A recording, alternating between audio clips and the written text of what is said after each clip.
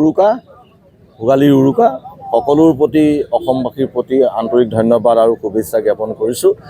ৰাতিপুৱা আমি মহাদেৱ দেৱাদিদেৱ শিৱ মন্দিৰৰ সন্মুখত শিৱদৌলৰ সন্মুখত আমি উপস্থিত আছোঁ। ইয়াৰ সন্মুখৰ ওচৰতে এখন মাছৰ বজাৰ বহিছে।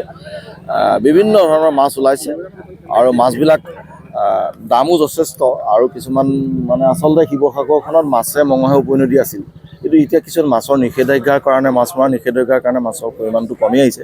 তথাপিতো আমি সকলোকে আহ্বান জনাওঁ, এটা মাৰ্জিত দামত মাছখিনি বিক্ৰী কৰক আৰু সকলোৱে উপভোগ কৰক। আজি সকলো দিনটো খাব বিচাৰে আৰু কাইলৈৰ পৰা বিহু, গতিকে শিৱসাগৰ অসম ভাৰতবাসী হিচাপে মই সকলোৰ প্ৰতি আন্তৰিক ধন্যবাদ আৰু শুভেচ্ছা জ্ঞাপন কৰিছোঁ। একচুৱেলি জুবিন দা বিহীন এইবাৰ ফাৰ্ষ্ট ভোগালী বিহু। গান এটা আছিলে জুবিন দাৰ, উৰুঙা উৰুঙা মাঘৰ বিহু, সেমেকা মেকা ৰঙালী বিহু। এইবাৰ উৰুঙা মাঘৰ বিহু আৰু সেমেকা ৰঙালী বিহু হ'ব।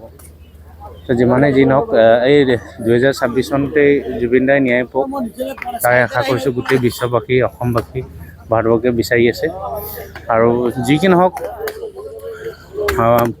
ভোগালী বিহুৰ আন্তৰিক শুভেচ্ছা জনাইছোঁ সকলোকে। তাৰপিছত ৰঙালী বিহুৰ শুভেচ্ছা জনাইছোঁ আগতীয়াকৈ। ভাল হওক দিনবোৰ, তাৰে কামনা কৰিছোঁ। উৰুকা ভোগালীৰ উৰুকা সকলোৰ প্ৰতি অসমবাসীৰ প্ৰতি আন্তৰিক ধন্যবাদ আৰু শুভেচ্ছা জ্ঞাপন কৰিছোঁ। ৰাতিপুৱা আমি মহাদেৱ দেৱাদিদেৱ শিৱ মন্দিৰৰ সন্মুখত শিৱদৌলৰ সন্মুখত আমি উপস্থিত আছোঁ। ইয়াৰ সন্মুখৰ ওচৰতে এখন মাছৰ বজাৰ বহিছে। বিভিন্ন ধৰণৰ মাছ ওলাইছে আৰু মাছবিলাক দামো যথেষ্ট আৰু কিছুমান আচলতে শিৱসাগৰখনত মাছে মঙহে উপনদী আছিল, কিন্তু এতিয়া কিছুমান মাছৰ নিষেধাজ্ঞাৰ কাৰণে মাছ মৰা নিষেধাজ্ঞাৰ কাৰণে মাছৰ পৰিমাণটো কমি আহিছে।